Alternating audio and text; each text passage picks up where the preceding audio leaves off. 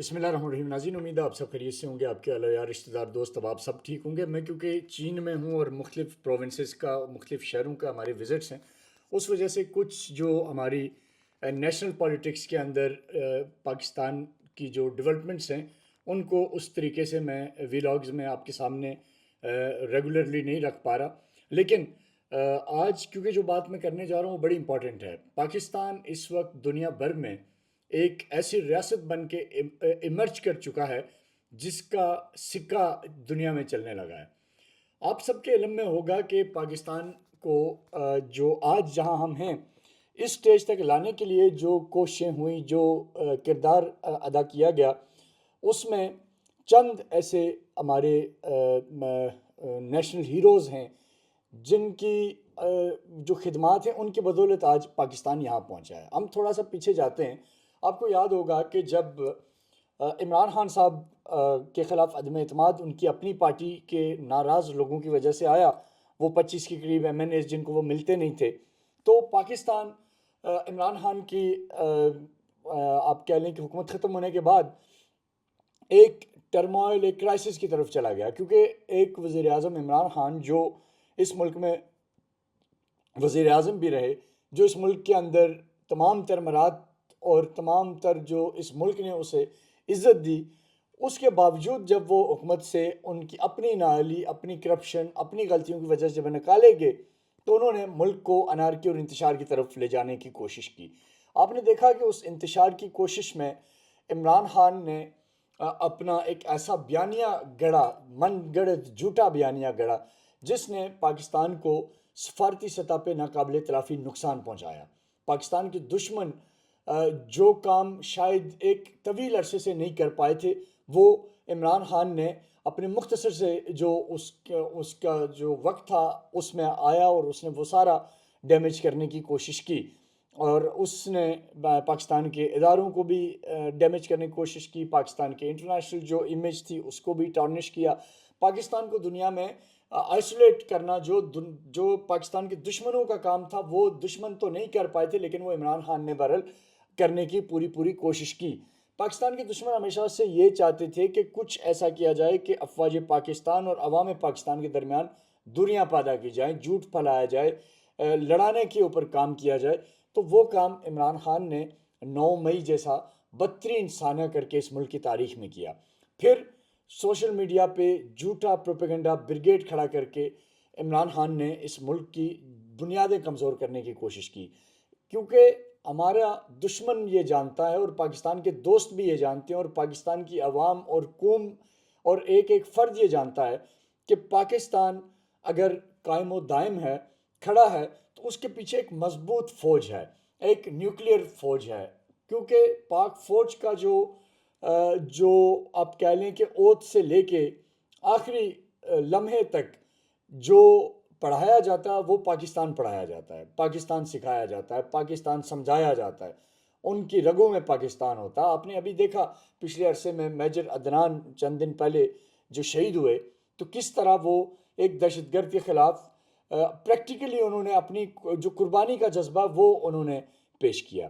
یہ واحد فوج ہے جس کی لیڈرشپ آگے جا کے لڑتی ہے، جس کی لیڈرشپ میدان میں موجود رہتی ہے، جس کی لیڈرشپ کبھی یہ نہیں کہتی کہ جی ہاں ٹھیک ہے کوئی اور سپاہی لڑے، جوان لڑے. مجھے ابھی اتفاق ہوا ابھی یہ کچھ چند دن پہلے میں ایک واقعہ پڑھ رہا تھا، تو 65 کی وار کا یہ واقعہ تھا کہ جب ایک ہماری جو اس وقت کا آئی گیس 65 کا یہ واقعہ ہے. بہرحال تھوڑا بہت اگر اس میں کوئی کمی بیشی ہو تو اس کے لیے معذرت چاہوں گا. لیکن یہ 65 کی جنگ تھی یا اس کے بعد کی تھی، بٹ آئی ایم شیور کہ 65 کی جنگ تھی. اور اس میں یہ ہوا کہ ہمارے جو پاک فوج کے کچھ جوان ایک ایسے علاقے میں پھنس گئے کہ جہاں ان کے پاس نقل و حرکت کے لیے بھی مشکلات تھیں اور اسلحہ بھی ختم ہو چکا تھا. تو ایسے میں یہ طے پایا، ہماری جو بڑی فوج تھی یعنی زمینی فوج، اس نے ایئر فورس کو کہا کہ آپ ہمارے ان جوانوں تک کسی طرح ویپن ڈراپ کر دیں تاکہ یہ وہاں سے دشمن کا حصار توڑ کے نکلنے کی کوشش کر سکیں. تو اب اس علاقے میں جہاں ہماری فوج کے جوان پھنسے ہوئے تھے یا جس علاقے میں وہ تھے، وہاں پہ تھنڈر اسٹارم تھا، طوفان تھا، بارش تھی. اب C-130 نے فلائی کرنا تھا اور وہاں پہنچنا تھا. تو ہوا یہ کہ رات کے تقریباً 12:30 کا وقت تھا جب یہ خفیہ مشن پورا ہونا تھا، تاکہ دشمن کی نقل و حرکت، دشمن کو حرکت میں آنے سے پہلے پہلے یہ C-130 اڑے، وہاں جائے، لینڈ کرے، اور لینڈ کرنے کے بعد یہ وہاں پہنچے، ڈراپ کرے ویپن اور پھر واپس آ جائے. اور وہاں جو یونٹ گراؤنڈ پہ موجود تھی اس کو یہ انسٹرکشن تھی کہ آپ نے ٹائر یا کوئی چیز جلانی ہے تاکہ یہ جو طیارہ آئے C-130 یہ آپ کو آئیڈینٹیفائی کرے اور وہاں ویپن ڈراپ کرے اور واپس آ سکے. اب ظاہر چیلنج یہ تھا کہ دوسری طرف یہاں سے تو C-130 اڑ رہا تھا، دوسری طرف جب انڈین فضائیہ الرٹ ہوتی تو ان کے تو فائٹر جیٹس نے آنا تھا، اور C-130 اور فائٹر جیٹ کا تو موازنہ نہیں ہے نا کوئی. تو بہرحال اس میں جو انٹرسٹنگ کہانی بتانے والی ہے کہ 12:30 کا ٹائم تھا رات کے، اور وہ کیبن میں جو اس وقت جو پائلٹ تھے وہ بٹ صاحب تھے، ان کا نام بٹ تھا، پہلا نام کیا تھا وہ ایگزیکٹلی میں ابھی نہیں یاد مجھے. تو بٹ صاحب کاکپٹ میں بیٹھے ویٹ کر رہے ہیں کہ ویدر تھوڑا سا بہتر ہو تو وہ اڑیں. اتنے میں گاڑی آ کے رکتی ہے نور خان ایئر بیس پہ، اور اس وقت کے جو فضائیہ کے چیف ہیں وہ اترتے ہیں، خود کاکپٹ میں بیٹھتے ہیں اور اس کو پائلٹ کو کہتے ہیں کہ بٹ صاحب چلیں، یعنی اڑائیں، اب ہم نے پہنچنا ہے. اسی تھنڈر اسٹارم میں یہ C-130 کو لے کے گئے، فضائیہ کا چیف خود ساتھ بیٹھے ہوئے ہیں، اور وہاں جا کے پہلی جب اٹیمپٹ کی تو وہ ویپنس اس جگہ پہ، کیونکہ ویدر خراب تھا، کلاؤڈی تھا، تو وہاں ڈراپ نہیں ہو سکا. تو اب بٹ صاحب نے کہا چیف کو کہ سر اب ہمیں واپس نکلنا ہوگا، کیونکہ اگر انڈین ایئر فورس الرٹ ہو گئی تو انہیں سیکنڈز لگیں گے ہم تک پہنچنے میں. تو اور C-130 ہے ہمارے پاس، اور پھر ظاہر ہے ایئر چیف ساتھ بیٹھے ہوئے ہیں، تو خدا نخواستہ کوئی ہو جائے حادثہ تو ایک بڑا اس کے اوپر ظاہر ہے لاس ہوگا. لیکن انہوں نے ایسا نہیں کیا. ایئر چیف نے کہا کہ we will go for second try. انہوں نے سیکنڈ اٹیمپٹ کی، وہاں ویپن ڈراپ کیا accurate pinpoint, and then they left and they landed back in Pakistan. تو پاک فوج اس جذبے کا نام ہے.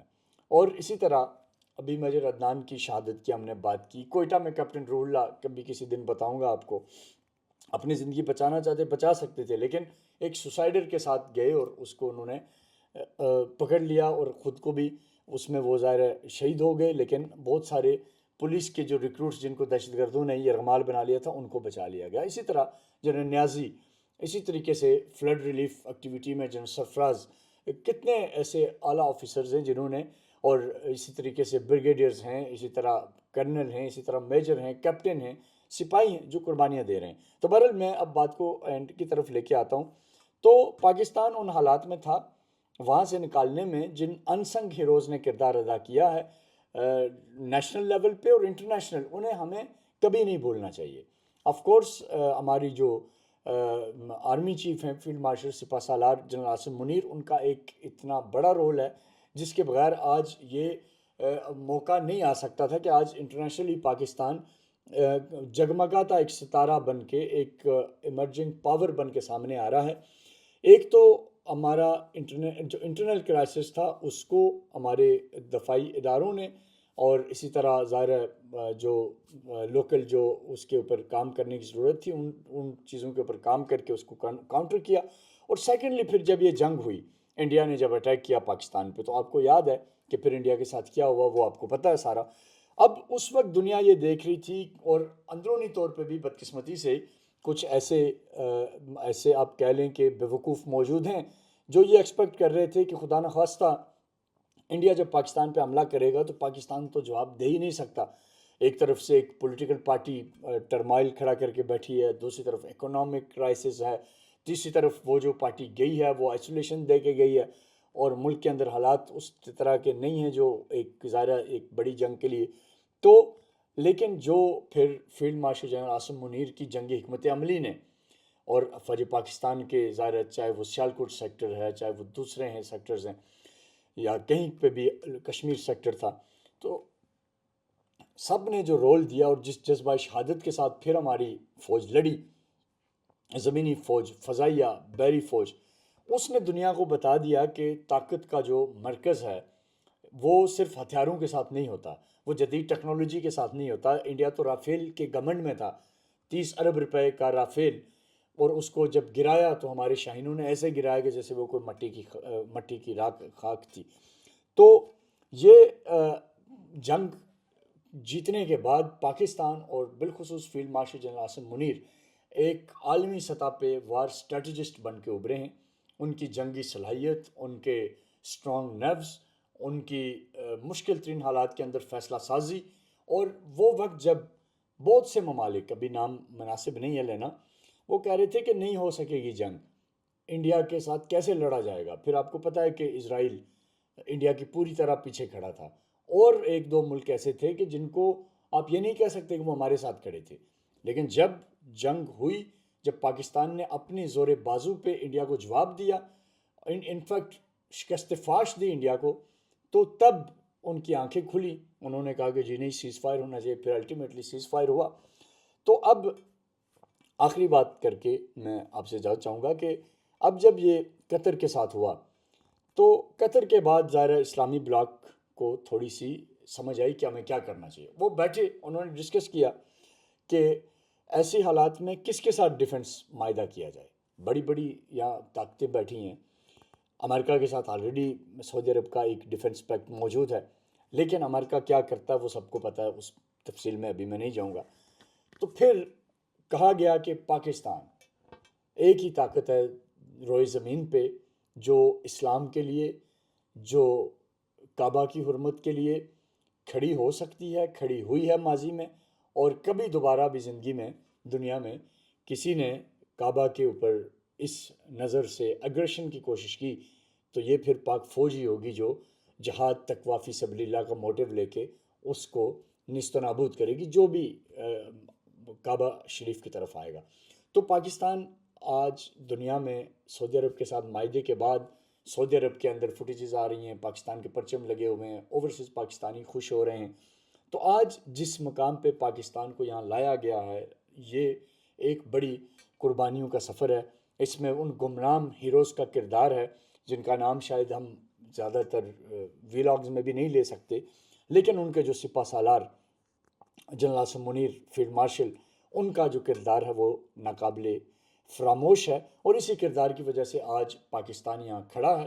اور وہ ہمارے نادان جو ملک کے اندر بیٹھ کے آج بھی پاکستان کے خلاف کسی نہ کسی طرح کی سازشوں میں لگے ہوئے ہیں، انہیں یہ سمجھ جانا چاہیے کہ پاکستان رمضان المبارک میں بننے والا ملک، لیلۃ القدر کی شب بننے والا ملک انشاءاللہ تعالیٰ قائم و دائم رہے گا. البتہ اس کی جو دشمن ہے وہ چاہے اندرونی ہے، وہ چاہے بیرونی ہے، وہ کل بھی ذلیل ہوئے تھے، وہ آج بھی ذلیل ہوں گے، اور ان کا مستقبل بھی ذلت ان کا مقدر ہوگی. لہٰذا اپنے ملک کے ساتھ میں اس ملک کے نوجوانوں سے گزارش کروں گا، سوشل میڈیا انفلوئنسر سے، پولیٹیکل ایکٹیوسٹ سے، کہ کسی بھی دوسری چیز کے دباؤ میں آ کے اپنے ملک کے خلاف بات مت کریں، اپنے ملک کے ساتھ کھڑے رہیں.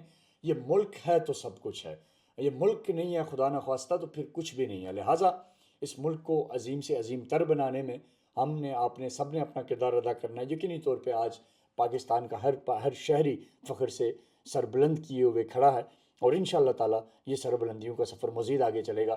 پاک فوج زندہ باد، پاکستان پائندہ.